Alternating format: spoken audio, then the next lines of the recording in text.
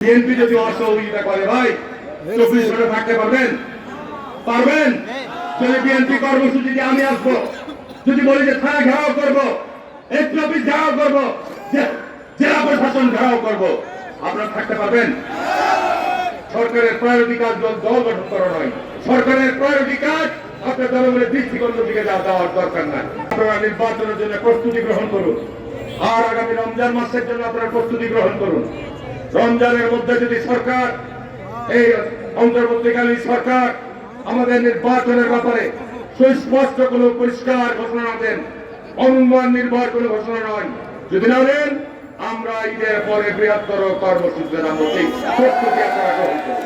পরিষ্কার কথা, বাংলাদেশের দ্রব্যমূল্যের যে ভয়াবহ অগ্রগতি হচ্ছে, রোধ করার এই রমজান মাসে যেন গরিব দরিদ্র মানুষ ন্যায্য মূল্যে পণ্য পায়, পৃথিবীর মাধ্যমে হোক, ন্যায্য মূল্যে দোকান খুলে হোক, সাধারণ খেলে খাওয়া মানুষকে ন্যায্য মূল্যে আপনার এই দৈত্যপরিচিত দ্রব্যাদি বিক্রির ব্যবস্থা গ্রহণ করুন। এই সরকারের প্রায়োরিটি কাজ, সরকারের প্রায়োরিটি কাজ দল গঠন করা নয়, সরকারের প্রায়োরিটি কাজ আপনার জনগণের দৃষ্টিকোণ দিকে দেওয়ার দরকার নাই। আর আইন প্রজ্ঞানী সংস্থাকে বলবো যে আপনারা দয়া করে 15 বছরের শাসন আমলের ইতিহাসের দিকে তাকিয়ে বাংলাদেশে জনগণের জান মালের নিরাপত্তা দেওয়ার জন্য কাজ করেন, ঘুষ ঝাঁসাই বন্ধ করেন।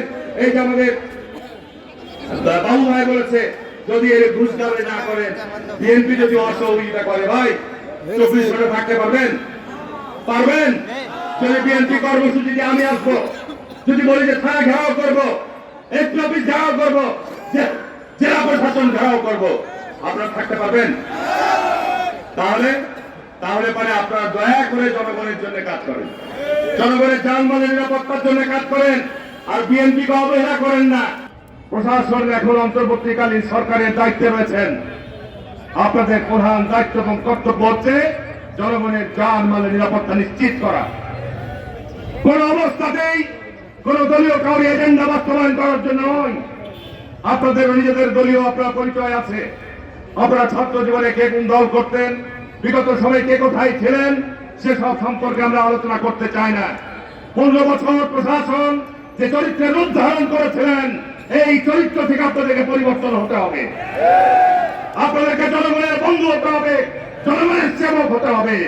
এর ব্যত্যয় যদি ঘটেন, থাকতে পারবেন না চাকরিতে, থাকতে পারবেন না। পরিষ্কার বলে যাচ্ছি, আপনাদের কলিগের অবস্থা দেখছেন না? অন্তর্বর্তী সরকার কিন্তু বেসামাল হয়ে গেছে।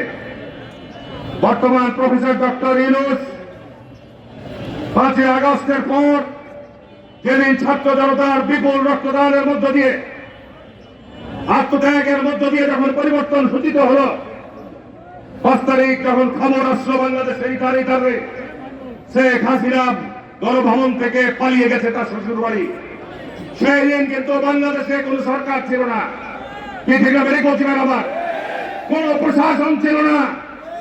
সেই দিন বাংলাদেশের মানুষ ঐক্যবদ্ধ ভাবে শেখ মুজিবের সারা বাংলাদেশে যে ভাস্কর্য ছিল, শেখ মুজিবের যে মূর্তি ছিল, সবকে মুহূর্তের মধ্যে ভেঙে গুড়িয়ে দিয়েছে। শেখ হাসিনা তার পরিবারের সদস্যদের নামে যে সমস্ত প্রতিষ্ঠানের নাম ফলক ছিল, সবগুলোকে ভেঙে গুড়িয়ে দিয়েছে। মানুষের রাগ এবং ক্ষোভের বহিঃপ্রকাশ তৎকালীন সবে ঘটিয়েছে। রোধ করা রুখার কেউ ছিল না। ঠিক না? বেরি করছি ভাই আমার, এই সরকারের হিসাব থাকা উচিত।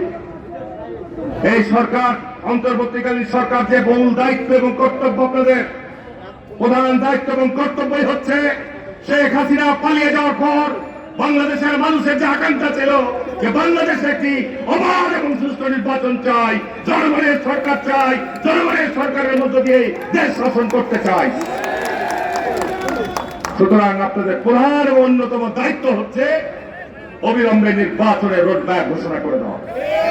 কি ঠিক না? বেরিয়ে করছি ভাই আমার, আপনারা ইতিমধ্যেই কিন্তু নিজেদেরকে যথেষ্ট বিতর্ক করে ফেলেছেন।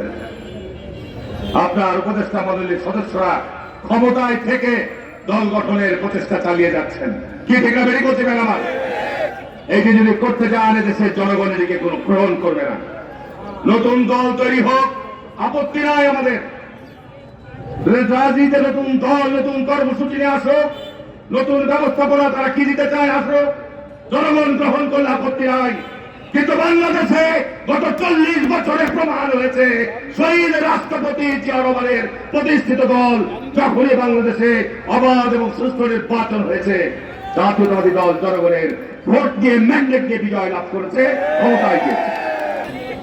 ভাই আমার, বাংলাদেশের যে রাজনৈতিক দলটি আমি নাম দিয়ে বলছি, জামাত ইসলাম, 1971 সাল শুধু নয়, তাদের প্রতিষ্ঠান লগ্ন থেকেই তাদের দায়িত্ব এবং ভূমিকা সবসময় বিতর্কিত। পাকিস্তান সৃষ্টির সময় তারা পাকিস্তান সৃষ্টির বিরোধিতা করেছে, বাংলাদেশের সৃষ্টির সময় তারা বাংলাদেশ সৃষ্টির বিরোধিতা করেছে। বলছি, তারা আপনার এই বাংলাদেশ সৃষ্টির সময় বলেছে যে জামাতে ইসলামী পাকিস্তান আর পাকিস্তান সেনাবাহিনী একমাত্র দেশ প্রেমী।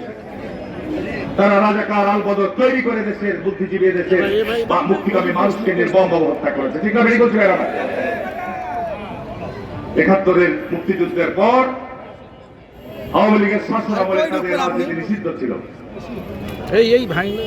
শহীদ রাষ্ট্রপতি জিয়া রহমান 7 নভেম্বরের সিপাহী জনতার বিপ্লবের মধ্য দিয়ে ক্ষমতায় এসে বহুদলীয় গণতন্ত্রের পথ যখন উন্মুক্ত করেছেন, সেই সময় তারা বাংলাদেশে নতুন করে রাজনীতি করার পথ সুগম পথ সৃষ্টি হয়েছে। এই বিগত 40 বছর জামাতের সাথে বিএনপির যে সম্পর্ক, নির্বাচনী জোট, যুগপথ আন্দোলন, ঐক্যবদ্ধ নির্বাচন, ঠিক না? বেরিয়ে বলছি আমার, যখন এই জামাত ইসলাম বিএনপি থেকে বিচ্ছিন্ন হয়েছে, তখন কিন্তু জামাত ইসলাম বাংলাদেশের মানুষের কাছে তাদের নির্বাচনের মাঠে তারা ক্ষতিগ্রস্ত হয়েছে। ঠিক না? বেরিয়ে বলছি আমার, 86 সালে দেখেন আমরা সব বিরোধী আন্দোলনে নামলাম গণতন্ত্র ফিরিয়ে আনার জন্য। আপনার শেখ হাসিনা বলেন, আপনার আওয়ামী লীগ বলেন, জামাত ইসলাম বলেন, কিন্তু আমরা বললাম এই সরকারের অধীনে যারা নির্বাচনে যাবে জাতীয় হয়ে মানে আমরা নির্বাচনে গেলাম না, আমরা রাস্তায় থাকলাম। শেখ হাসিনা আর জামাত ইসলাম এরশাদের সাথে মিলিত হয়ে আপনার নির্বাচনে অংশগ্রহণ করে। ঠিক আছে? বলছি ম্যাডাম, এদের মধ্যে পরিষ্কার এবং পরিপূর্ণভাবে মুনাফিকি চরিত্র বিদ্যমান রয়েছে। এখন জামাত ইসলামের সমালোচনা করলেই আমরা আলেম বিদ্বেষী হয়ে গেলাম। আমি স্পষ্টভাবে বলে যাচ্ছি, আমরা ইসলাম প্রিয় মানুষ, শহীদ রাষ্ট্রপতি জিয়া রহমান বাংলাদেশের সংবিধানে আল্লাহর প্রতি অবিচল আস্থা এবং বিশ্বাস হবে রাষ্ট্র পরিচালনার মূলনীতি। ইনশাআল্লাহ বিএনপি ক্ষমতা আসলে ওই মূলনীতি আমরা সংবিধানে ফিরিয়ে আনবো।